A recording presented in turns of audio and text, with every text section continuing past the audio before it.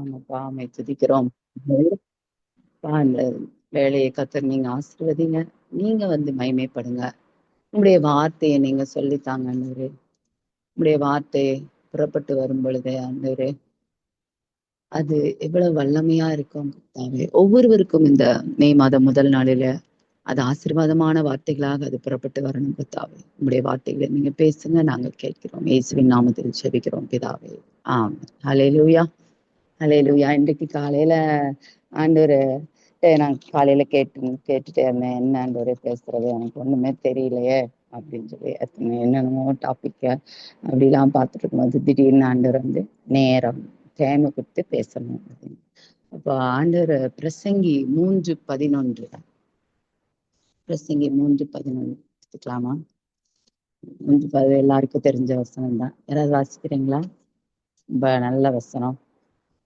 அவர் சகலத்தையும் அதினதின் காலத்திலே நேர்த்தியாய் செய்திருக்கிறார். உலகத்தையும் அவர்கள் உள்ளத்திலே வைத்திருக்கிறார். ஆதலால் தேவன் ஆதி முதல் அந்தம் மட்டும் செய்து வரும் கிரியையை மனுஷன் கண்டுபிடிப்பான். அல்லேலூயா. ஆமென். இந்த சகலத்தையும் அதினதின் காலத்திலே அவர் நேர்த்தியாய் செய்ய விரும்புறார். அதனால நம்ம தான் அவசரப்படுறோம் நிறைய காரியங்கள்ல. அவர் அல்பா ஒமேகா, முதலும் முடிவுமானவர், முந்தினவரும் பிந்தினவருமானவர். அவருக்கு தெரியும் எதை எப்ப செய்யணும் அப்படின்னு. நம்ம என்ன பண்றோம், அவருக்கு இன்ஸ்ட்ரக்ஷன் கொடுக்குறோம்ல. அதுதான் எனக்கு ஞாபகப்படுத்தினார். ஏன்னா என் பொண்ணுடைய விஷயத்துல நான் ரொம்ப துரிதப்பட்டு ஆண்டவரே அப்படி இப்படின்னு போட்டு அள்ளக்கழிச்சு பண்ணும்போது ஆண்டவர் அமைதியா தான் இருந்தாரு, எதுவுமே பேசல. ஏன் ஆண்டவரே இப்படி அமைதியா இருக்கிறீங்க? அப்ப ஆண்டவருடைய ஏதோ காரியம் இருக்கும் இல்லைங்களா? அப்போ நிறைய பேருக்கு திருமணம் ஆகாம இருக்கு. ஏன் அப்படி இருக்குது, தடைகள் இருக்குது அப்படின்னா, ஒரு யாரோ பேசுனாங்க. இங்க மதுரைக்கு வந்த பிறகு யாரோ என்கிட்ட பேசும்போது சொன்னாங்க, நாங்க ரொம்ப அவசரப்பட்டு நாங்க திருமண காரியத்தை செஞ்சோம். அதுல வந்து ஆண்டவருக்கு சித்தமா இல்லையான்னு தெரியல. ஆனா என்ன ஆயிடுச்சுன்னா, திருமணம் ஆகி 1 மந்த்துக்குள்ள அந்த பையன் ஒரு ஆக்சிடென்ட்ல இறந்துருச்சான். அது கேட்ட உடனே எனக்கு பதறிடுச்சு. ஸ்தோத்திரம் ஆண்டவரே. ஐயோ, நம்ம சொந்த விருப்பத்தை ஆண்டவர் செய்யணும்னு எவ்வளோ நம்ம பிரயாசப்படுறோம். பிள்ளைகளுக்கு எனக்கு டிலே ஆகுது. ஆனா அவருடைய திட்டம் அவருக்கு தெரியும். எதை எப்ப செய்யணும், எப்ப எந்த இடத்துல முதிர்ச்சி வருதுன்னு தெரியுது இல்லையா? அப்ப அதுதான் எனக்கு ஆண்டவர் சொல்லி கொடுத்தாங்க. ஆண்டவர் வந்து he's not limited by time. அவருக்கு டைம் எல்லாம் கிடையாது இல்லையா? பரலோகத்துல பகலும் இரவுமே கிடையாது. எப்பயுமே வாசல்கள் பகலிலே திறந்தே இருக்குது. அங்க எப்பயுமே வாசல்கள் திறந்தே இருக்கும். அது பூட்ட மாட்டாங்க யாருமே. அந்த மாதிரி there is no time limit. Day time night எல்லாம் கிடையாது. எவ்ரிதிங் அங்க எல்லாமே வெளிச்சம் தான், பிரைட்னஸ் தான். அப்போ பட் நம்ம வந்து here we are limited with time. நம்மளுக்கு ஒரு குறிப்பிட்ட கால கொடுத்திருக்கிறார்ல. இந்த 70 வயசு பலத்தின் மிகுதினால் 80 வயசு இருக்கலாம், அவ்வளவுதான். நம்மளுக்கு ஒரு குறிப்பிட்ட காலம் இருக்கு. அந்த காலத்துக்குள்ள நம்ம செய்ய வேண்டியதெல்லாம் நம்ம செஞ்சு முடிச்சு ரெடி ஆயிட வேண்டியதான் இல்லையா? இப்ப அதுக்காக தான் நம்ம இங்க பிரயாசப்பட்டுட்டு இருக்கோம். அதுக்காக தான் ஓடுறோம், ஜெபிக்கிறோம், ஜெபத்துல கலந்துக்கிறோம், பைபிளை எடுத்து வாசிக்கிறோம். ஆண்டவரே, இன்னைக்கு நான் உங்களுடைய சத்தத்தை கேட்கணும், இன்னைக்கு நான் என்ன செய்யணும்னு சொல்லிட்டாங்க. நீங்க எப்படி இந்த உலகத்துல வந்தீங்களோ அது மாதிரி நானும் நான் செய்ய வேண்டிய காரியங்களை எனக்கு வெளிச்சத்துக்கு கொண்டு வாங்க. எனக்கு ஒண்ணுமே தெரியல, இன்னைக்கு என்ன செய்ய போறேன், இன்னைக்கு தேவ சித்தத்தை எப்படி நான் நிறைவேற்ற போறேன். நம்ம இப்ப அதுக்காக தான் நம்ம ஜெபிக்கிறோம். இந்த மாதிரி ஜெபக்குழுல ஜாயின் பண்ணிக்கிறோம். 4 வார்த்தை ஏதாவது புதுசா கிடைக்காதா, ஆண்டவர் ஏதாவது புதுசா பேச மாட்டாரா அப்படின்னு சொல்லி நம்ம பிரயாசப்படுறோம். ஆனா அவரு அதினதின் காலத்தில் நிதானமா செய்வார். அதுவும் எனக்கு ரொம்ப பிடிச்சது ஆண்டவர்கிட்ட. He's never hasty. அவசரப்படவே மாட்டார். அப்போ அவசரமா என் பொண்ணு எனக்கு சொல்லுவா, அவசரமா ஏதாவது வந்துச்சுனாமா அது இல்ல, அது ஆண்டவர் இல்ல, அது பிசாசு அப்படின்னு சொல்லிடுவா. யாராவது வந்து இந்த ஃபாரின் போறாங்க, 15 நாளைக்குள்ள கல்யாணத்தை முடிக்கணுங்க அப்படின்ட்டு வந்தாங்கன்னா கண்டிப்பா தலையை விட்டுறவே கூடாது. அது எவ்வளவு பெரிய ரொம்ப அழகா இருக்குது, ரொம்ப அட்ராக்டிவா இருந்தாலும் நோ நோ நோ நோ, இந்த அவசர காரியமே அது ஆண்டவர்கிட்ட இருந்து வரவே வராது. அதனால நிதானிச்சிடணும். அப்போ அதுலயும் நம்ம வந்து கொஞ்சம் ஞானமா தான் இருக்க வேண்டியிருக்கு. அதுலயும் நம்ம ஆண்டவர்கிட்ட கேட்கணும். ஏன்னா வஞ்சிக்கிறவன் இருக்கான்ல, நம்மளை எப்ப பார்த்தாலும் வஞ்சிச்சு நம்மளை எப்படியாவது கொண்டு போயிடுவான். அதனால ரொம்ப ஜாக்கிரதையோடு நம்ம காத்துக்கொள்ளதான் வேணும். ஜபத்துல இருந்தாதான் ஆவியானவர் நம்மளோட பேசுவாரு. இது நீ செய்யறது தப்புன்னு ஆண்டவர் நம்மள்ட்ட சொல்லணும். அந்த அளவுக்கு நம்ம ஜெபத்துல தரிச்சிருக்கணும், அவரோடு ஒன்றித்திருக்கணும், அவருடைய சத்தத்தை கேட்கறதுக்கு தீவிரிக்கணும். அவருடைய சத்தம் நம்ம காதுல விழுகுதா, அத முதல்ல கேட்கணும். அது யூஆர் இன் தட் அந்த ரெல்முக்கு போனோம்னா தான் நம்மளால தேவ சித்தத்தை நிறைவேற்றவே முடியும். இல்லாட்டினா நிச்சயமா முடியாது, கண்டிப்பா முடியாது. ஏன்னா இந்த மதுரைக்கு நான் வந்தபோது எங்க அம்மா இங்க மதுரையா எங்களுக்கு வந்து அது ரொம்ப வெயில் தாங்க முடியாது. அப்போ வந்து அதுவும் மே மாசம் நினைக்கவே வேணாம், ஏப்ரல் மேல இங்க தகு தகுன்னு இருக்கும். அப்புறம் நான் இங்க வந்தது 1 வீக்ல போயிடலாம்னு சொல்லிதான் வந்தேன். பட் இங்க வந்து அடுத்த நாளே காலையில எழுப்பி ஆண்டவர் ஜெபிக்கும் போது ஆண்டவர் ஒரே ஒரு வார்த்தை சொன்னாரு, இங்க இருந்து நீ போக மாட்ட இப்போதைக்கு அப்படின்னாரு. ஐயோ பதறிட்டேன். ஏன்னா முந்தின நாள் நைட்டு தான் நாங்க இந்த என்பிஎன் நேஷனல் ப்ரேயர் நெட்வொர்க்ல ப்ரேயர் பண்ணும்போது அங்க ஜெபக்குறிப்பு ஃபர்ஸ்ட் ஜெபக்குறிப்பு என்ன சொன்னாங்கன்னா, எல்லாம் டீசல்ல எல்லாமே நம்மளுக்கு இந்த இது அங்க யுஏஇல இருந்து வர்ற அந்த அந்த எரிவாயு எரிவாயு எல்லாம் தீரப்போகுதாமா, கேஸ் எல்லாம் இல்லையாமா, அதுக்காக ஜெபிங்க. அப்ப பாயிண்ட் சொன்னோடனே எனக்கு உடனே அங்க போயிடுச்சு. ஏன்னா நம்ம சொந்த ஞானத்துல தானே நம்ம இருப்போம், நம்மளுக்கு எல்லாம் தெரியும்ல, ஆண்டவரோட நம்மளுக்கு ரொம்ப தெரியும்ல. அதனால ரொம்ப ஆராய்ச்சி பண்ணி ஐயோ அப்ப நான் அங்கே இருந்துருவேன் ஐயோ பதறி நைட்டே 3 மணிக்கே பதறியாச்சு. ஐயோ அப்ப நம்ம போகணுமோ, இங்க ஆபரேஷன் நடக்கக்கூடாதோ, அப்படி இப்படின்னு எல்லாம் பதறி கூல் கூல் கூல் ஜெபத்தை முடி, அப்புறம் பேசிக்கலாம். அப்புறம் சமைச்சு அடங்கி ஜெபத்தை முடிச்சேன். முடிச்சோடனே ஒரு சமாதானம் வந்தது. அப்புறம் கொஞ்சம் கொஞ்சமா ஆண்டவர் என்னைய தட்டி தட்டி அப்படியே ஒரு சமாதானத்தை கொண்டு வந்து ஒரு இளைப்பாறுதல், என்னைய முதல்ல இளைப்பாறுதல் கொண்டு வந்தாரு. அதுக்கப்புறம் என் பொண்ணு அங்க இருந்து கத்துது, எப்ப வருவீங்க எப்ப வருவீங்க, நீங்க அப்படியா இப்படியா வரமாட்டீங்களா. அப்ப நானு ஜெபிச்சேன், ஆண்டவரே எனக்கு நீங்க அந்த கொடுத்த அந்த சமாதானத்தை என் பொண்ணுக்கு கொடுங்க, என் கணவருக்கு கொடுங்க, அவங்களும் அதை அக்செப்ட் பண்ணணும்ல. சோ ஏன்னா எங்க அம்மாவுக்கு நான் இங்க இருக்கணும், கண்டிப்பா இருக்கணும். ஏன்னா அவங்களுக்கு நடக்க கூட முடியாது, அவங்க நிலைமையை பார்த்தா ரொம்ப பரிதாபமா இருக்கு. ஆனா எனக்கு ஒண்ணு மாத்திரம் புரிஞ்சது, இது வந்து ஆண்டவருடைய திட்டம். அதுல வந்து ஏதோ ஒண்ணு இருக்கு, சம்திங் எனக்கு இப்ப தெரியாது, something God is going to reveal எனக்கு தெரியுது.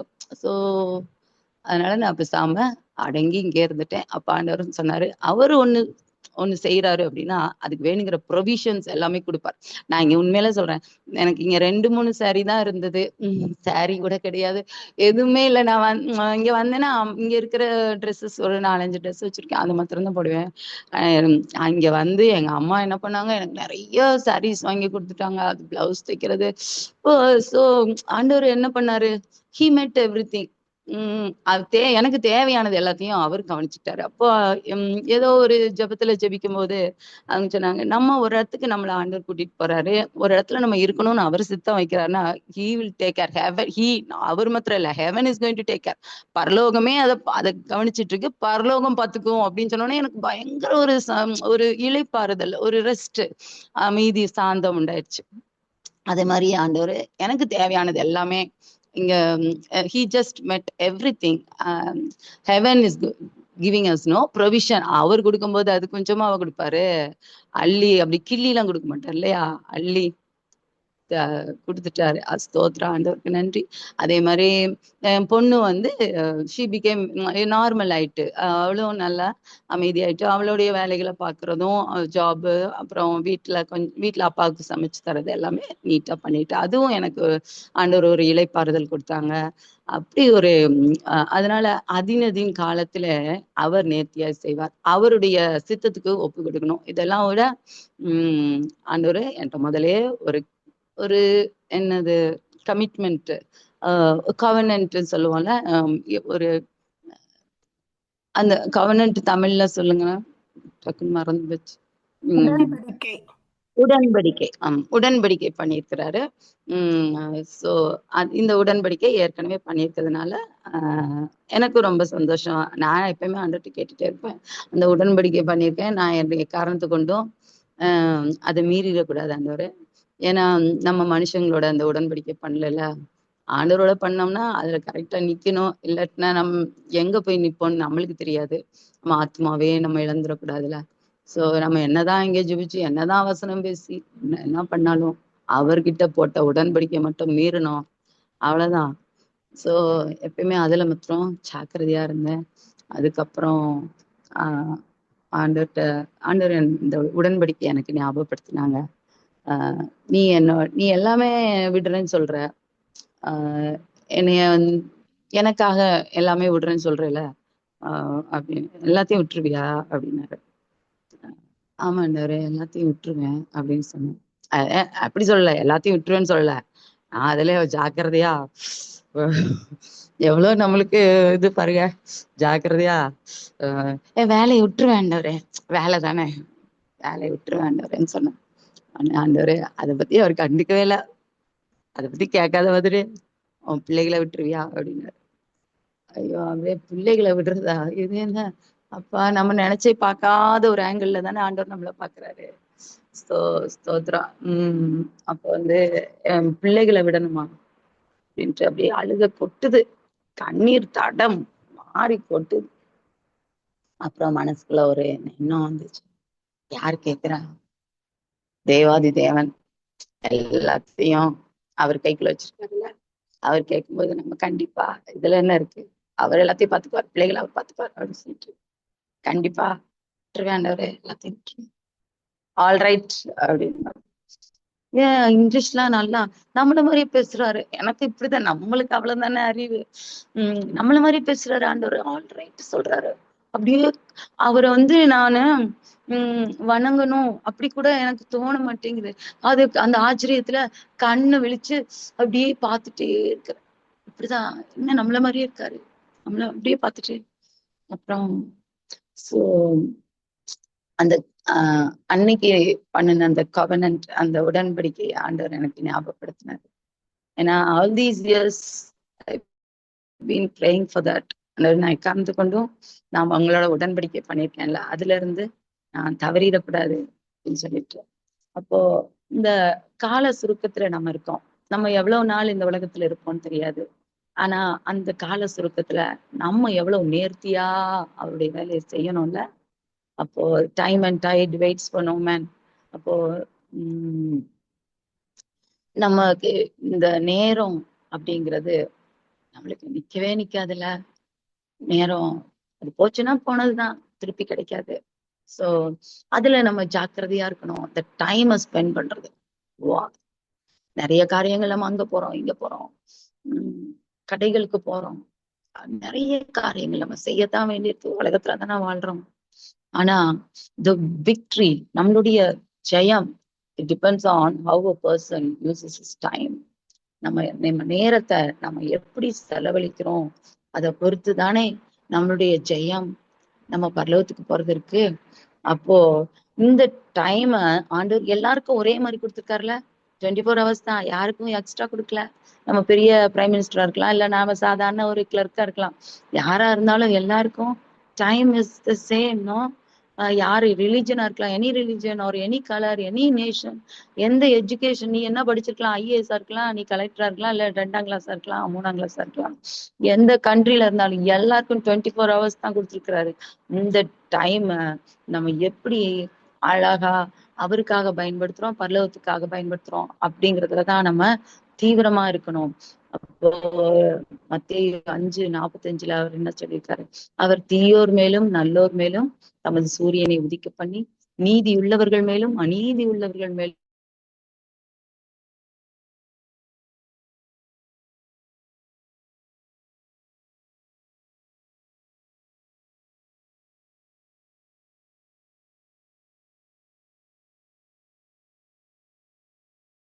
மழையை பெய்ய பண்ணுகிறார். அப்போ அதே மாதிரி இந்த விதை,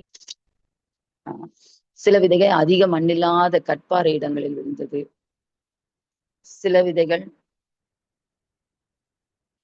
பறவைகள் அதை பற்றித்து போட்டது, சில விதைகள் எங்க வெயில் ஏறின போது தீந்து போய் வேர் இல்லாமல் விளர்ந்து போயிது, சில விதைகள் முள்ளுள்ள இடங்களில் விழுந்தது, முள்ளு வளர்ந்து அதை நெருக்கி போட்டது. சில விதையோ நல்ல நிலத்தில் விழுந்தது, அது சிலது 100ஆக, சிலது 60ஆக, சிலது 30ஆக பலன் தந்து. அப்புறம் சில விதைகள்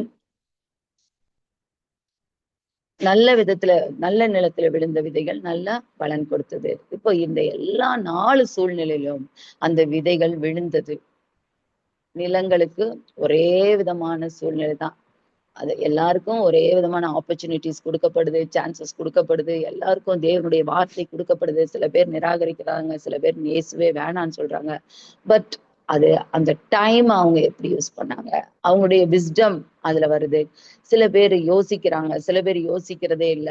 சில பேர் பிடிவாதமா இருக்கிறாங்க. நம்ம நிறைய பேருக்கு ட்ராக்ஸ் கொடுக்கும்போது அவங்க நிறைய பேரு வேணாங்கன்னு சொல்லுவாங்க. சில பேர் அதை கண்ணியமா வாங்கிக்குவாங்க, ஆனா அதை தூக்கி போட்டுருவாங்க. So it depends. நம்ம யாருமே ஆண்டவர் கம்பல் பண்ணல. அது மாதிரி பவுல் நட்டாரு, அப்போலோ நீர் பாய்ச்சினாரு, ஆனா விளைய செய்தது தேவன். அப்போ எதை விளைய செய்தார் தேவன்? பவுல் நட்டதே, அப்போலோ நீர் பாய்ச்சினதே, நம்ம நடாததே, அவர் யாரோ ஒருத்தர் நட்டதே தேவன் விளைய செய்தார். நம்ம நீர் பாய்ச்சாத ஒரு இடத்துல நமக்கு விளைச்சலை கொடுத்தார். அப்போ நம்ம எதுவுமே பிரயாசப்படல, ஆனா தேவன் அதை விளைய செய்தார்.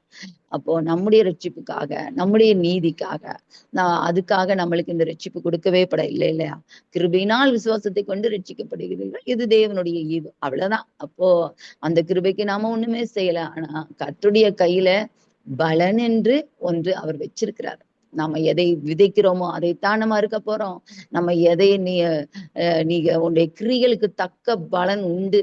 நம்ம என்ன கிரியை செய்யறோம் அதான் பலன். அப்போ அநியாயம் செய்கிறவன் இன்னும் அதிகமாய் அநியாயம் செய்யட்டும், நீதி செய்கிறவன் இன்னும் அதிகமாய் நீதி செய்யட்டும், இதோ சீக்கிரமாய் வருகிறேன், அவனவனுடைய பலன் அவருடைய கையில் தான் இருக்கு.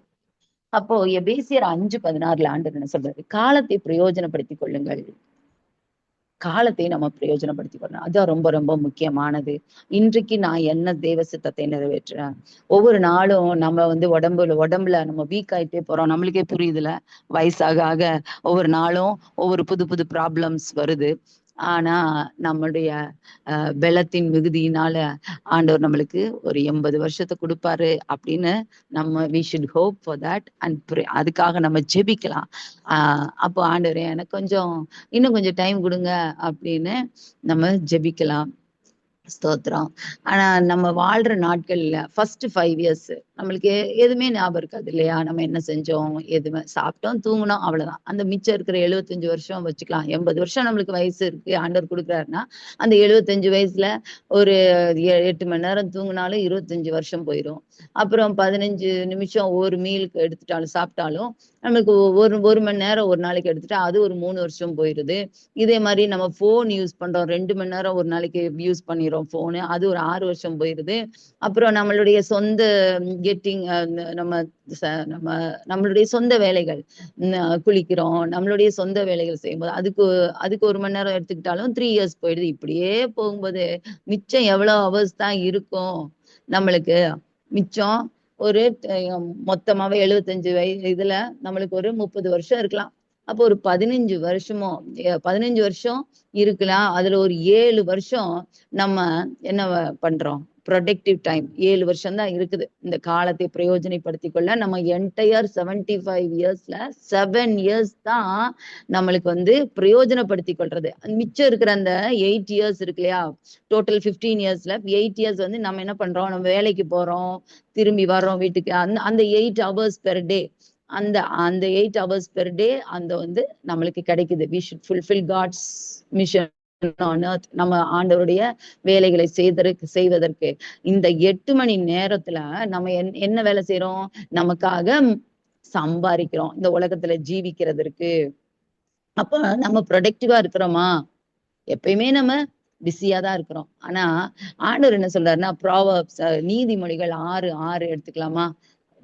சோம்பேறியேன்னு ஆரம்பிக்கிறாரு. நீதிமொழிகள் 6:6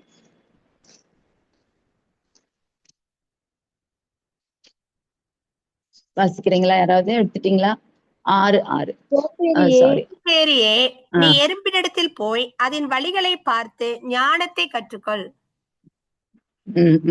அப்போ அடுத்த வசனம், அதற்கு பிரபுவும் தலைவனும் அதிகாரியும் இல்லாதிருந்தும் கோடை காலத்தில் தனக்கு ஆகாரத்தை சம்பாதித்து அறுப்பு காலத்தில் தனக்கு தானியத்தை சேர்த்து வைக்கும். சோம்பேறியே, நீ எவ்வளவு நேரம் படுத்திருப்பாய்?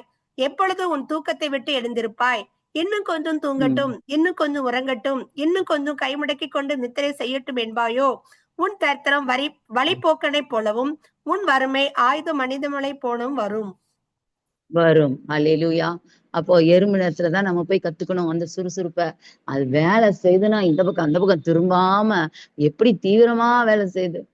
அப்போ அது எப்பயுமே அது பிஸி தான். அதுக்கு சேர்க்கிற காலம் இந்த சம்மருக்குள்ள நான் சேர்த்து வைக்கணும், வின்டருக்கு என்னால வெளியே வர முடியாதுன்னு சொல்லிட்டு அது அப்படி எறுமினத்துல நம்ம கத்துக்கதான் வேணும். அப்படிதான் நம்ம தீவிரமா என்ன பண்ணணும், ஆண்டவருக்காக ஓடணும். ஒரு தடவை எனக்கு ஞாபகம் வருது. ஒரு ஐடி கம்பெனில ஃப்ரைடே ஈவினிங் ஆனா இந்த விஷயம் நான் உங்கள்ட்ட சொல்லியிருக்கேனான்னு தெரியல. எனக்கு ஞாபகம் வர்றதுனால சொல்றேன். ஒரு பொண்ணு இப்ப நம்ம என்ன பண்ணுவோம், நம்ம ட்ராக்ஸ் கொடுப்போம். அந்த ஐடி கம்பெனிஸ் எல்லாம் சென்னையில உங்களுக்கு தெரியும்ல எப்படின்னு. நான் சென்னையில 1.5 years இருந்ததுனால எனக்கு போதும்னு ஆயிடுச்சு அங்க உள்ள எக்ஸ்பீரியன்ஸ்லாம். அங்க இந்த வாலிப பிள்ளைகள்லாம் என்ன பண்ணுவாங்க, ஃப்ரைடே ஈவினிங் ஆனா அந்த ஐடி கம்பெனி எல்லாம் அவங்க போவாங்க. எங்க எல்லாமோ போயிட்டு அந்த மாதிரி எங்க பொண்ணு சொல்லுவோம், ஃப்ரைடே ஈவினிங் அவங்க ஹாஸ்டல் விட்டு போனாங்கன்னா மண்டே மார்னிங் தான் வருவாங்களாம். ஸோ அவங்க எங்கேயோ போறாங்க. ஸோ அவங்க ரொம்ப பிஸி. அப்போ இவங்க போறதுக்கு நம்ம என்ன பண்றோம், இவங்க போறாங்க சரி, நம்ம அங்க போறோம், நம்ம ட்ராக்ஸ் கொடுக்குறோம். இந்த ஜப் கொடுத்துக்கு வாங்க, சாட்டர்டே செகண்ட் சாட்டர்டே வாங்க, இங்க வாங்க அங்க வாங்க நம்ம கூப்பிடுறோம். சரி நம்ம ட்ராக்ஸ் கொடுத்துட்டு இருக்கோமா, நம்ம சோம்பேறித்தனமா என்ன பண்ணுவோம், யாராவது கொடுப்பாங்க வாங்குவாங்களா, ஆண்டவரே யாராவது வாங்கணும் ஆண்டவரே ஜெபம் பண்ணிட்டு நம்ம கொடுப்போம். ஒண்ணு வாங்கும் ஒண்ணு வாங்காது. நம்ம அசட்டையாச்சும் நம்ம கொடுத்துட்டு இருக்கோம். ஆனா அங்க ஒரு சின்ன பொண்ணு, ஒரு 22 23 வயசு பொண்ணு துருதுருன்னு ஓடு அங்க ஓடுது இங்க ஓடுது, கொடுக்குது ட்ராக்ஸ் மாதிரி என்னத்தையோ வச்சு கொடுக்குதுப்பா. அப்புறம் நாங்க என்னடா கொடுக்குது இது அப்படின்னு சொல்லிட்டு ஓடி போய் அதை போய் வாங்கினா அது என்ன தெரியுங்களா, அது இந்த ஒவ்வொரு வீடுகள் அந்த மாதிரி அபார்ட்மெண்ட் மாதிரி இருக்கும் போல இருக்கு, ஏதோ ஒண்ணு அட்ரஸ் எல்லாம் போட்டிருக்கு. அதுல இந்த இதுல இது நடக்குது, இங்க வந்துருங்க அப்படின்னு சொல்லி சொல்றாங்க. அப்போ இது எவ்வளவு சுறுசுறுப்பா ஓடுது, ஓடி ஓடி ட்ராக்ஸ் கொடுக்குது அந்த ட்ராக்ஸ. அப்போ எனக்கு நம்ம எப்படி கொடுக்குறோம், அசட்டையா கொடுத்துட்டு இருக்கோம். அசட்டையா ரொம்ப ஜாலியா மெதுவா கொடுத்துட்டு இருக்கோம். ஆனா அவங்க பிசாசு எப்படி கொடுக்குறான், குடுகுடுன்னு ஓடி ஓடி ஓடி ஓடி ஒரு இடத்துல நிக்க மாட்டேங்குது, அங்க கொடுக்குது இங்க எல்லாரும் பரபரப்பா வாங்குறாங்க. அதுல என்ன எழுதி இருக்குது, நாட் ஓன்லி அந்த மாதிரி காரியம் மாத்திரம் இல்ல, மத்தபடி மத்த காரியங்கள். ஒரு வீட்டுல ஜென்ஸ் மாத்திரம் போவாங்க, இன்னொரு வீட்டுல லேடிஸ் மாத்திரம் போவாங்க. உங்களுக்கு புரியும்னு நினைக்கிறேன். சோ இந்த மாதிரி காரியங்களும் எப்படி இருக்கு, அவங்க டிஃப்ரெண்ட் வகை பாவத்திலேயே டிஃப்ரெண்ட் வகையா வச்சு அதுலயே பரிமாறுறாங்க. அவ்வளவு அழகா அந்த பொண்ணு ஓடி ஓடி போய் கொடுக்குது. நமக்கு ரொம்ப கேவலமாயிடுச்சு. நம்ம ஆண்டவருடைய வேலையை செய்யறோம், எவ்வளவு அசட்டியா செய்யறோம், எவ்வளவு மெதுவா செஞ்சுட்டு இருக்கோம். அவங்க எப்படி கொடுக்குறாங்க. அந்த எறும்புன்னு சொன்னோடனே எனக்கு அந்த ஞாபகம் வந்துச்சு. சோ அப்போ இந்த இளையகுமாரனை பார்ப்போம். அவரு போய் இந்த பண்ணி மேய்க்கிற வேலைக்கு தான் போனாரு. அவர்கிட்ட போய் நம்ம கேட்போம், நீ என்னப்பா காலையில இருந்து சாயந்தரம் வரைக்கும் நீ வேலை செய்யற, உனக்கு என்னப்பா சம்பளம் கிடைக்குதுன்னு கேட்டா இளையகுமாரன் என்ன சொல்லுவாரு, எனக்கு சம்பளம்லாம் ஒண்ணும் இல்லைங்க அப்படிம்பாரு. அப்போ உனக்கு சாப்பாடு போடுறாங்களா, இல்லைங்க சாப்பாடும் போடுறதில்ல, அப்புறம் என்னத்துக்கு நீங்க வேலை செய்யற அப்படின்னா அவருக்கே தெரியாது எதுக்கு அந்த வேலை செய்யறாரு இல்லையா. எதுக்கு அங்க வேலை செஞ்சாரு, அப்போ சும்மா டைம் பாஸ்க்கு போய் ஒருத்தண்ட போய் அண்டி கிடக்குறது. தேவைன்னா அங்க அந்த மாட்டுக்கு அந்த பன்னிகள்லாம் மேய்க்கிற இடத்துல படுக்க இடம் கொடுத்துருப்பாங்க போல இருக்கு. ஒண்ணுமே கொடுக்காம ரெமுனரேஷன் இல்லாம ஒரு மனுஷன் ஒண்ணுமே ஒரு லாபமே இல்லாம அங்க எதுக்கு வேலை செய்யறான், டைமை வேஸ்ட் பண்ணிட்டு. சோ இந்த இளையகுமாரன் வேஸ்ட் பண்ண time it cannot be brought back. அதனால அவரு எந்த பிரயோஜனமும் இல்லாம அவர் என்ன பண்ணிருக்காரு, யாரோ ஒருத்தனுக்கு வேலை செஞ்சுட்டு இருந்திருக்கிறாரு. அப்போ இப்போ நம்மளுக்கு இருக்கிற டைம் அது நம்மளுக்கு பத்தாது. Time is free but it is priceless. It cannot be brought up once it is lost. No, it cannot be brought. திருப்பி அதை வாங்கவே முடியாது, அது காசு கொடுத்து வாங்கவும் முடியாது. போன டைம் போனது தானே. சரி, இப்போ இதுல 3 விதமான சோம்பல்கள் இருக்கு. நம்மளுக்கு டைமை வேஸ்ட் பண்றதுல 3 விதம் இருக்குது. அதுல முதலாவது விதம் நம்ம என்ன பண்றோம், டைமை ஸ்லோவா மெதுவா அப்படியே இப்ப என்ன அவசரம் அப்படின்னு சொல்லி, அப்போ நம்ம துரிதமாய் செய்வதற்கு தடையா இருக்கிற ஒரு சோம்பல். சீக்கிரமா செய்ய மாட்டோம். இப்ப என்ன சமையல் தானே, மெதுவா பாத்துக்கலாம். இப்ப என்ன அது, அப்படியே பண்ணி பண்ணி நேரத்தை கடத்தி காலத்தை கடத்தி கடைசியில ஒண்ணுமில்லாம ஆயிடுவோம். அந்த அந்த காரியம் செய்யவே முடியாம போயிடும். சில சமயம் அந்த நேரம் போச்சுன்னா அந்த நேரத்துல செய்யாத காரியம் அது ஒண்ணுமே இல்லாம. அப்போ இதுல நம்மளுக்கு ஆண்டவர் ஒரு ஓமை சொல்லியிருக்கிறாரு. இந்த லூக்கா 15ஆம் அதிகாரத்துல தொலைந்து போன ஆடு, தொலைந்து போன வெள்ளிக்காசு, தொலைந்து போன அந்த மகன், 3 பேரை பத்தி பேசினார்ல. அதுல நம்ம இப்ப எடுத்துக்குவோம் அந்த வெள்ளிக்காசை தொலைச்சவங்க. அதை மாத்திரம் எடுத்துக்கலாமா? லூக்கா 15 அதிகாரத்துக்கு திருப்பிக்கலாமா நம்ம பைபிள? அப்ப இந்த தொலைந்து போன வெள்ளிக்காசா வாசிங்கம்மா. அன்றியும் ஒரு ஸ்திரீ 10 வெள்ளிக்காசு உடையவளாய் இருந்து அதில் ஒரு வெள்ளிக்காசு காணாமற் போனால் விளக்கை கொளுத்தி வீட்டை பெருக்கி அதை கண்டுபிடிக்கிற வரைக்கும் ஜாக்கிரதையா தேடாமல் இருப்பாளோ? கண்டுபிடித்த தேடாமல் பின்பு இருப்பாளா? கண்டுபிடித்த பின்பு தன் சிநேகிதிகளையும் அயல் வீட்டுக்காரிகளையும் கூட வரவழைத்து காணாமற் போன வெள்ளிக்காசை கண்டுபிடித்தேன், என்னோட கூட சந்தோஷப்படுங்கள் என்பாள் அல்லவா? இப்போ அவ எவ்வளவு ஜாக்கிரதையா தேடி இருக்கிறா. அது ஃபர்ஸ்ட் பாயிண்ட் வந்து அவள் கண்டுபிடிக்கிறா. அவ முதல்ல காணாம போச்சு அப்படின்னு சொன்ன உடனே அவ என்ன பண்றா, அதை கண்டுபிடிக்கிற தீவிரிக்கிறா அவசரமா. 10 வெள்ளிக்காசு இல்ல ஒரு வெள்ளிக்காசு காணாம போயிடுச்சுன்னா அன்னைக்கு நைட்டோட விளக்கை கொளுத்தின்னு என்ன அர்த்தம்? நைட்டோட நைட்டா அவ என்ன பண்ணிட்டா, தேடுறதுக்கு தீவிரிச்சா. ஏமா கொஞ்ச நாள் கொஞ்சம் ஒரு 6 மணி நேரம் வெயிட் பண்ண, வெளிச்சம் வந்துரும்ல, அப்புறம் தேடலாம். அப்படிலாம் கிடையாதுங்க. இப்பவே நானு ஜாக்கிரதையா அதை நான் தேடணுங்க. ஏன் அவ தீவிரப்படுறா? ஏன் அப்படி ஜாக்கிரதையா இருக்கணும்? அப்பதான் அது கிடைக்கும். இல்லைன்னா வெள்ளிக்காசு யாராவது நைட்ல யாராவது வரலாம், அதை எடுத்துட்டு போயிடலாம். பிள்ளைகளே எடுக்கலாம், வீட்டுல இருக்கவங்களே எடுத்துடலாம். எவ்வளவு தீவிரமா, எவ்வளவு ஒரு காஷியஸா எடுக்கிறா. இப்ப நம்மளுக்கு அந்த மாதிரி இருக்கா? நம்ம எதை தொலைச்சோம் வாழ்க்கையில? நம்ம நிறைய தொலைச்சிருக்கிறோம்.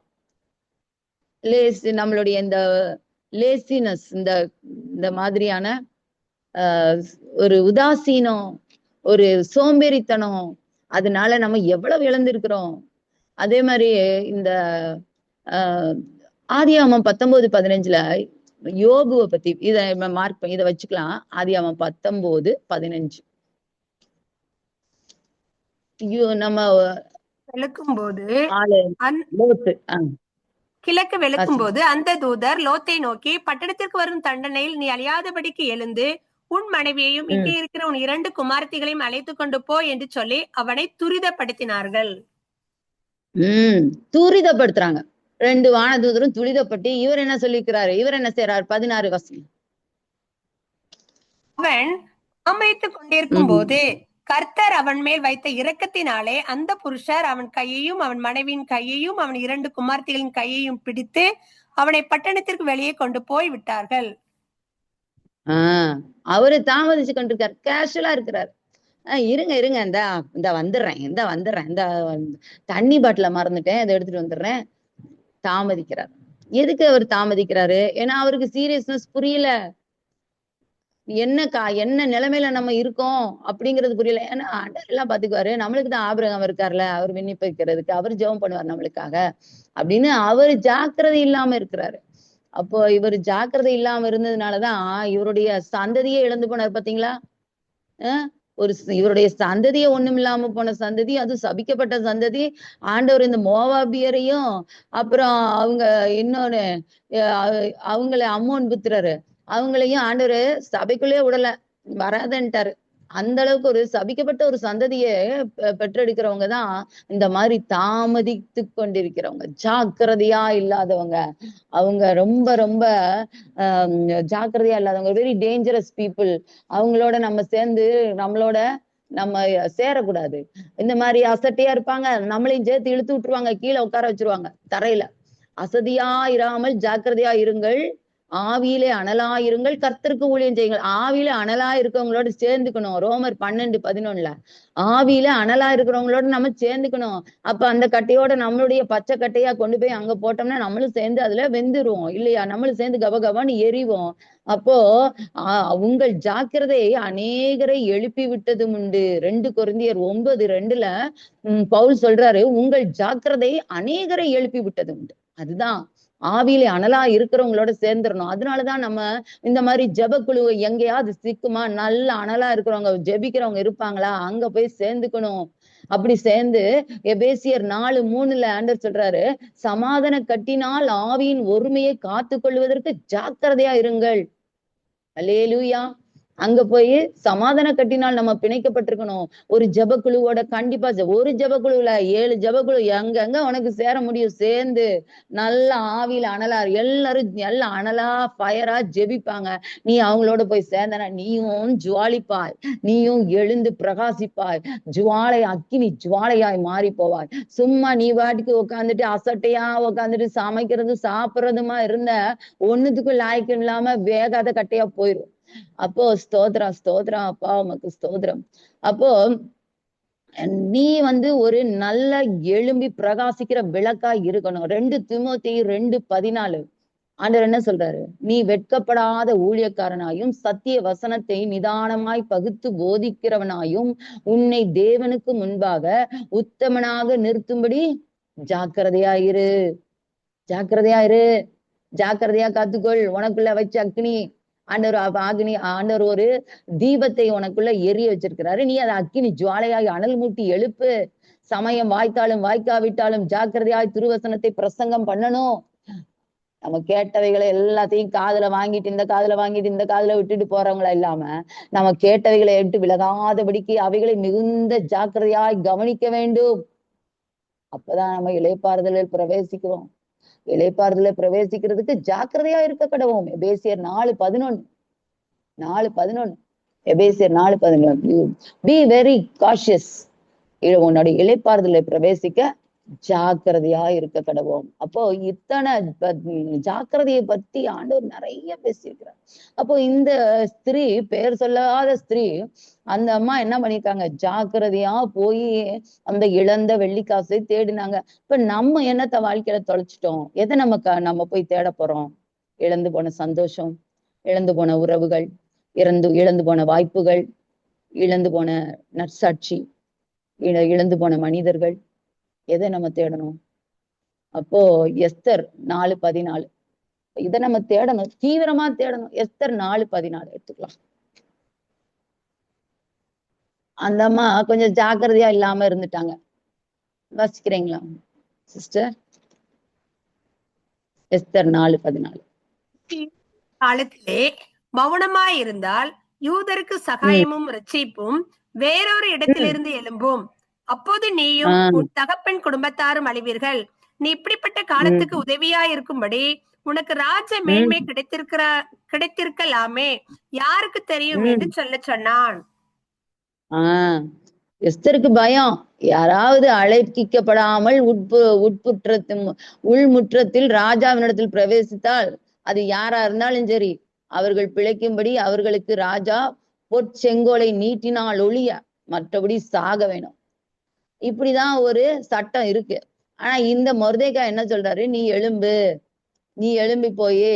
நீ போய் எஸ்தர நீ போய் பேசு, ராஜாவிடத்துல பேசு அப்படின்னு இவர் சொன்ன உடனே ஜனத்துக்காக விண்ணப்பம் பண்ணவும் மன்றாடவும் வேண்டும் என்று அவருக்கு சொன்னா இவங்க அசால்ட்டா இருந்துட்டாங்க.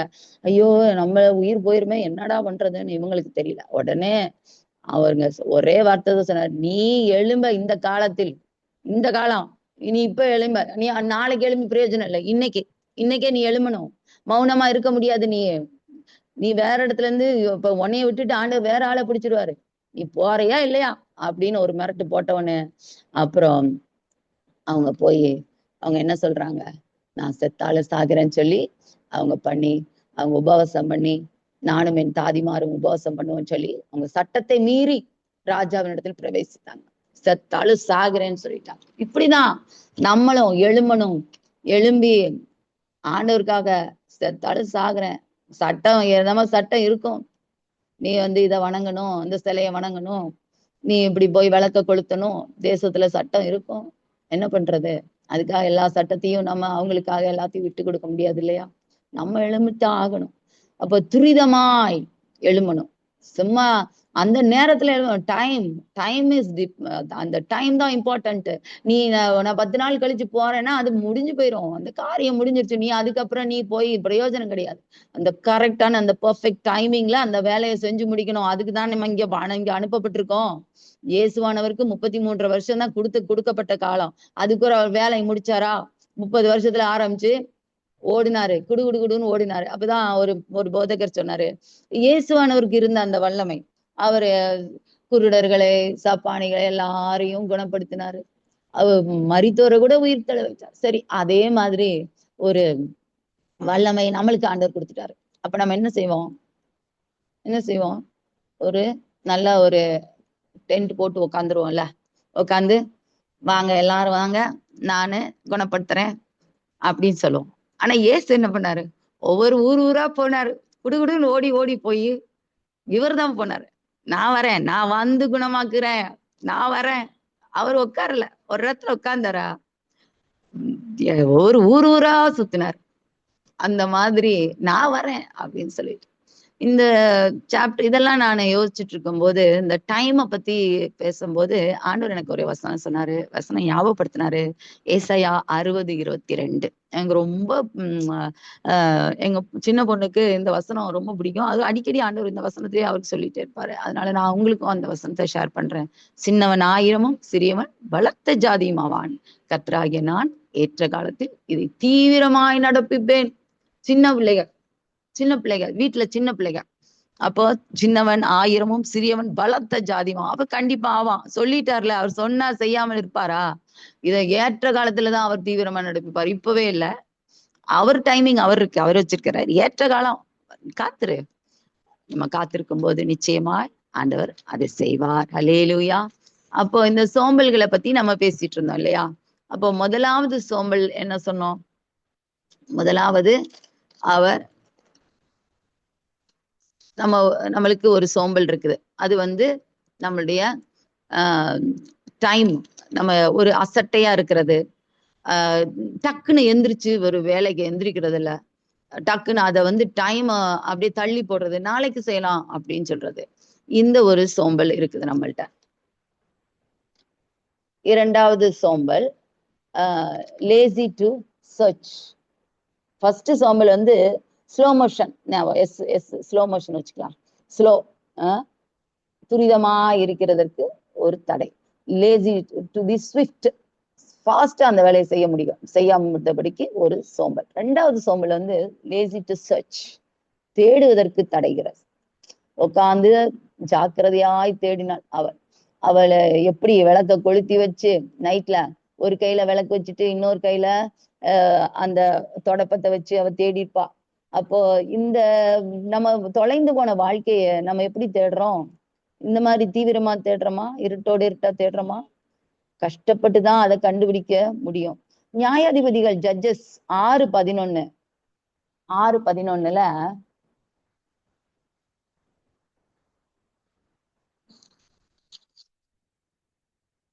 அதற்கு பின்பு கர்த்தருடைய தூதனா 6:11 தானே? மரத்தின் கீழ் உட்கார்ந்தார். அப்பொழுது அவனுடைய கிதியோன் கோதுமையை மீதியானியரின் கைக்கு தப்புவிப்பதற்காக ஆலைக்கு சமீபமாய் அதை போரடித்தான். அப்ப இங்க ஒருத்தர் என்ன பண்றாரு? தன்னுடைய உணவுக்காக அவர் என்ன பண்ணிருக்கிறாரு? போரடிக்கிறார்.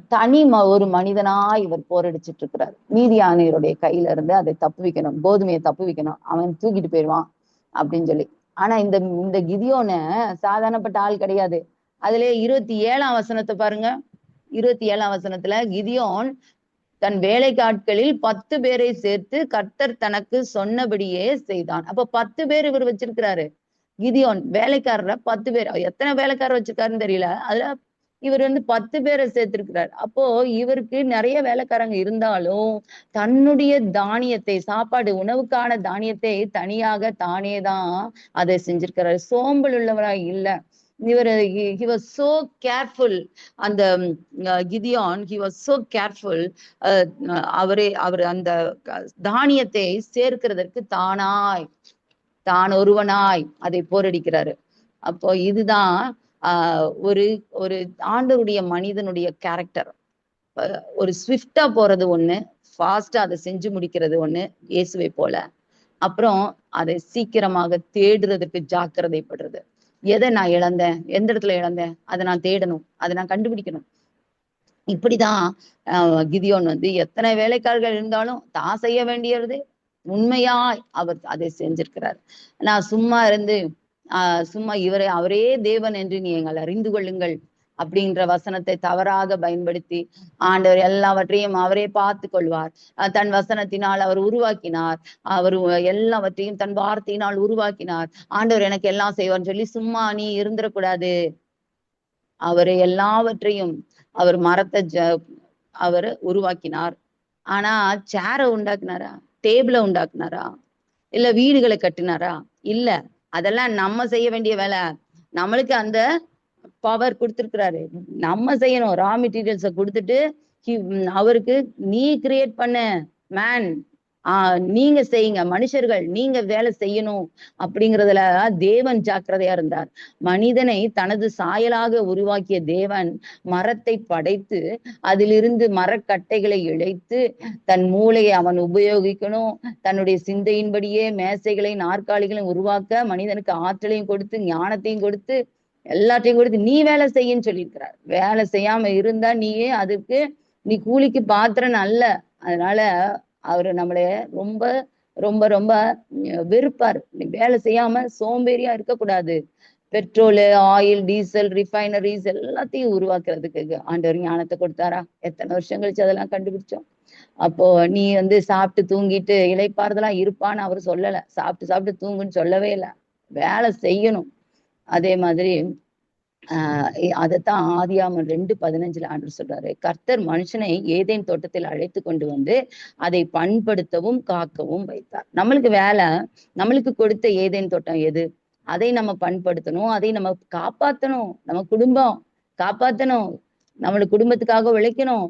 அப்போ மனிதன் பாவமே செய்யாத போது ஆண்டவர் இந்த ஏதேன் தோட்டத்திற்கு அழைத்து கொண்டு நீ அங்க நீ பண்படுத்துன்னு சொல்லியிருக்காருன்னா, பாவம் செஞ்சதுக்கு அப்புறம் எவ்வளவாக நம்ம வேலை செய்யணும், முள்ளையும் குறுக்கையும் அது முளைப்பிக்கும், அதை நீ எல்லாம் சரி பண்ணு, நீ கஷ்டப்பட்டு உன் உன் வேர்வை நிலத்துல சிந்தணும்னு சொல்லியிருக்கிறார். அப்ப நீ சும்மா சாப்பிட்டு தூங்குன்னு சொல்லலையே, அந்த ஏதேன் தோட்டம் முழுவதையும் நீ பண்படுத்தணும், இந்த தோட்டத்தை நீ பாதுகாக்கணும் அப்படின்னு சொல்லி கடின உழைப்பிற்கு வேலை செய்வதற்கு ஆண்டவர் மனுஷனை பழக்குவிச்சார். நோகாம நம்ம எதுவுமே செய்ய முடியாது, நொங்கு உரிக்க முடியாது. அப்போ ஸ்தோத்திரம். இந்த யாக்கோபு பென்யமீனை ஆசீர்வதிக்கும் போது ஆதியாகமம் 49:27 என்ன சொல்றாரு?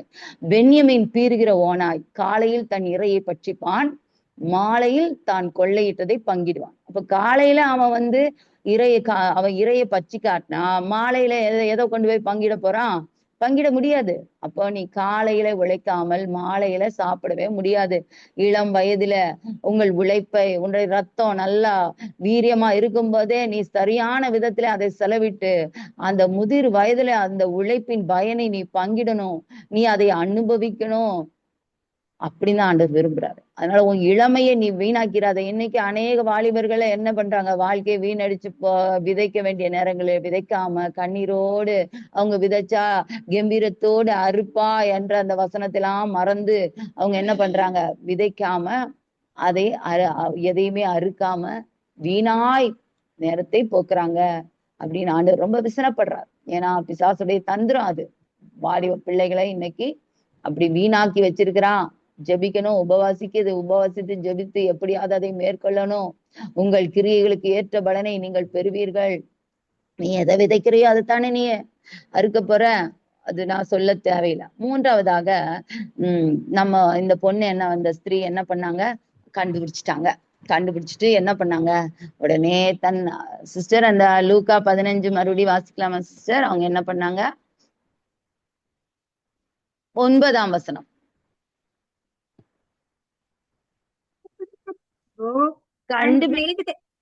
தன் சிநேகிதங்களையும் அயல் வீட்டுக்காரிகளையும் கூட வரவழைத்து, காணாமற் போன வெள்ளிக்காசை கண்டுபிடித்தேன், என்னோட கூட சந்தோஷப்படுங்கள் என்பாள் அல்லவா? அல்லேலூயா. இந்த வேலையை நம்ம செய்யறோமா? நம்ம கண்டுபிடிச்சிட்டோம். யாரை கண்டுபிடிச்சோம்? ஏசப்பாவை கண்டுபிடிச்சோமா?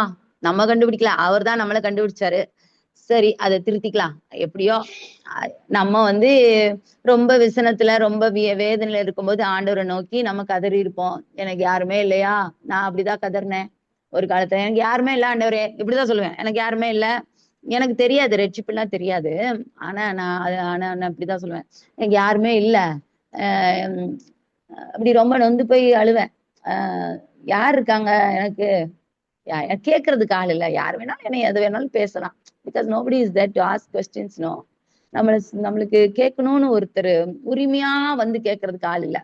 நம்ம தனிமையில விடப்பட்டோம்.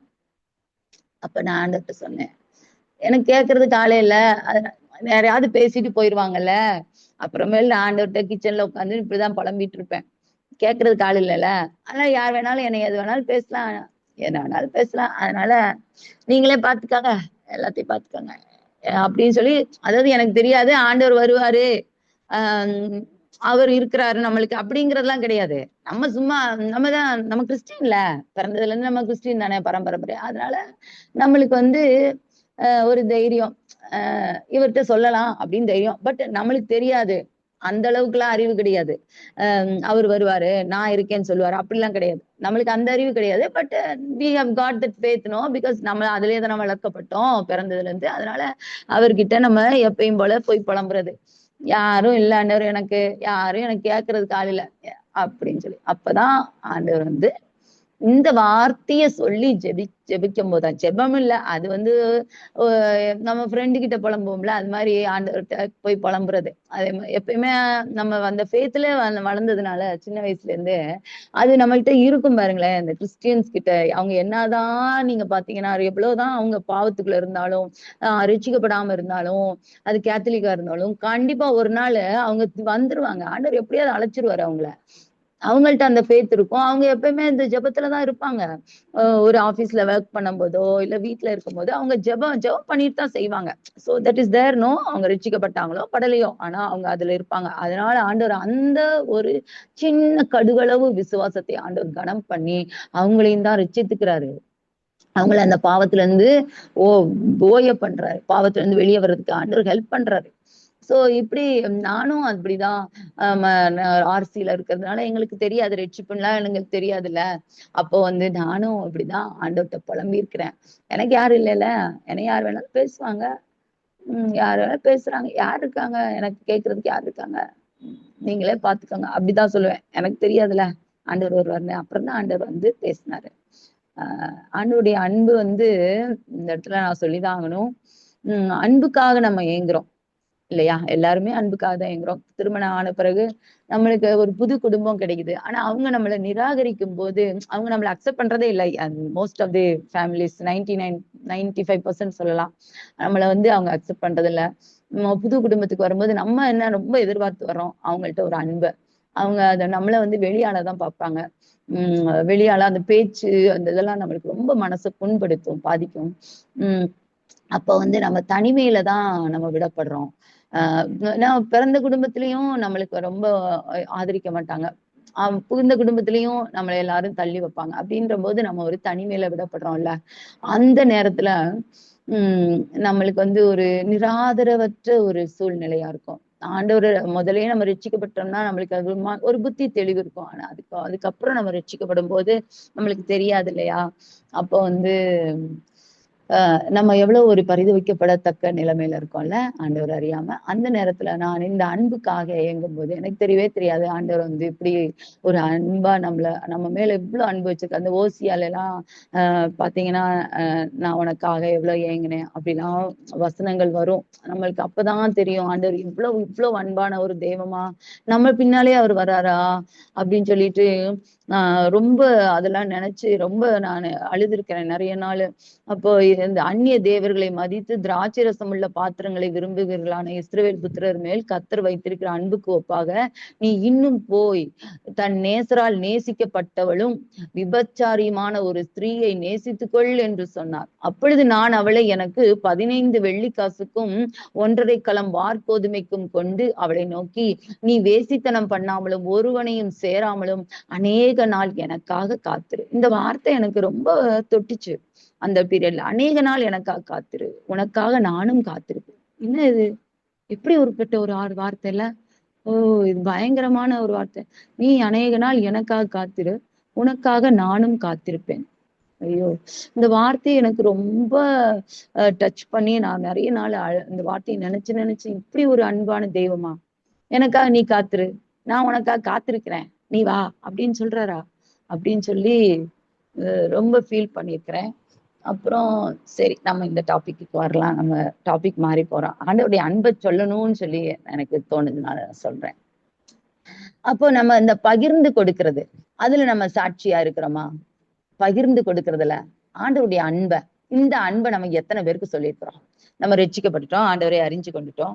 இந்த அன்பை நம்ம யாருக்கெல்லாம் சொல்லியிருக்கிறோம்?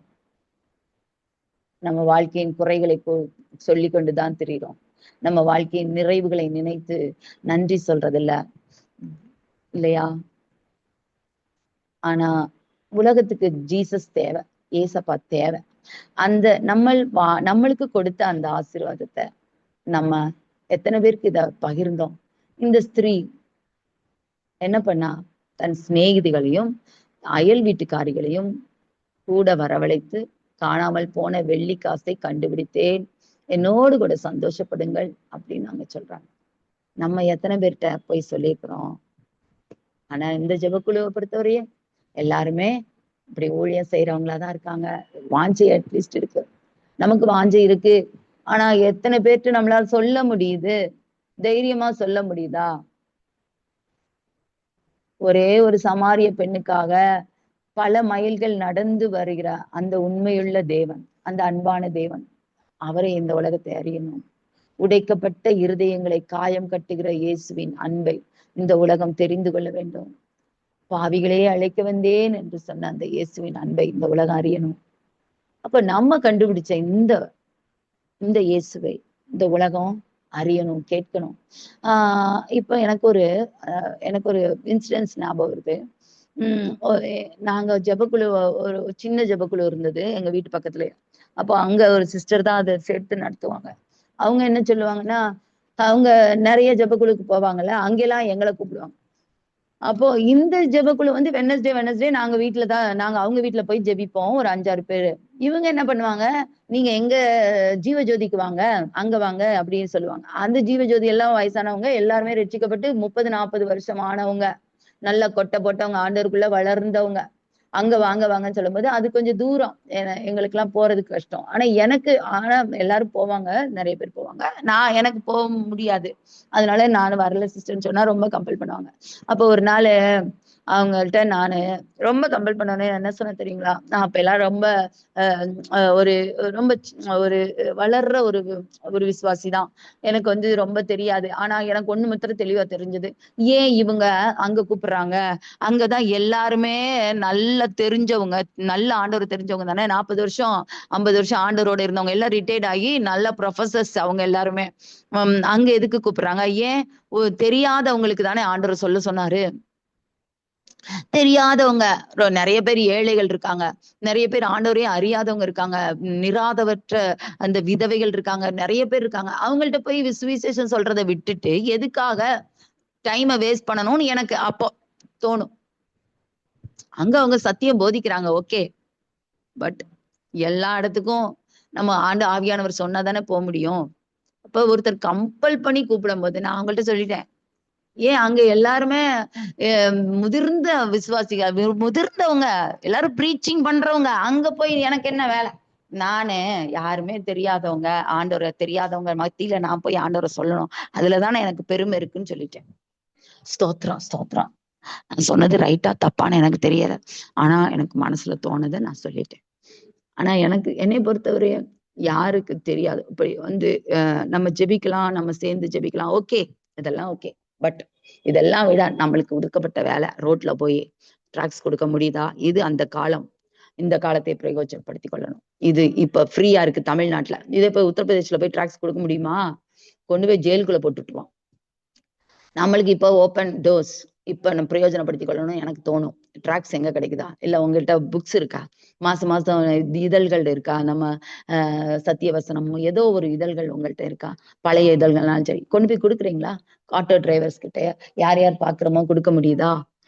இதுதான் acting with speed. It is the laziness to search other, laziness to search for the people, those who don't know God, those who don't know Jesus. அவங்கள கண்டுபிடி, போய் கொடு. வீட்டுல உட்காந்துட்டு வீட்லயே உட்காந்து சும்மா நேரத்தை கழிக்கிறத விட அது எவ்வளவோ மேன்மை. நம்மளுக்கே உடம்பு முடியலையா? நம்மளுக்கு ஒரு காலம் வரும் நகல முடியாது, உடம்பு கைகால்லாம் வலிக்கும், போக முடியாது. அந்த நேரத்துல போக முடியாது. முழங்கால போட்டு இந்த மாதிரி ஆட்களுக்கு ஜெபிக்கலாம். யார் யாரு எல்லாரும் ரட்சிக்கப்படணும் ஆண்டவரே, உண்மை தெரியாதவங்க எல்லாம் உண்மை தெரிஞ்சுக்கணும் ஆண்டவரே, அவங்களுக்காக நம்ம ஜெபிக்கலாம். சோ நம்மளுக்கு நல்ல உடல் சௌக்கியம் இருக்கும்போது எதுக்காக இந்த உடல் சௌக்கியம் கொடுத்துருக்கீங்க ஆண்டவரே? எனக்கு நீங்க கொடுத்துருக்க இந்த நல்ல வாய்ப்பு, நல்ல சுகம், பலன், ஆரோக்கியம் இதெல்லாம் நான் உங்களுக்காக செலவிடணும். நான் போறேன், நான் போய் உங்களை அறிவிக்கணும். செய்ய முடியுதா? சரி, ஒண்ணுமே யார்கிட்டயுமே சொல்லவே முடியலனாலும் அங்க போய் ஒரு ப்ரேயர் வாக் பண்ணிட்டு வரலாம்ல. தெருக்கல்ல போய் இயேசுவின் ரத்தத்தை தெளிக்கிறேன், இங்க இருக்கிறவங்க எல்லாரும் ரட்சிக்கப்படணும், ஜெபிச்சுட்டு வரலாம்ல. ரோட்லயே நின்று ஜெபிச்சுட்டு வரலாம்ல. அதை ஆண்டவர் விரும்புறாரு. ஜாக்கிரதை உள்ளவர்களுடைய ஆத்மாவோ புஷ்டியாகும்.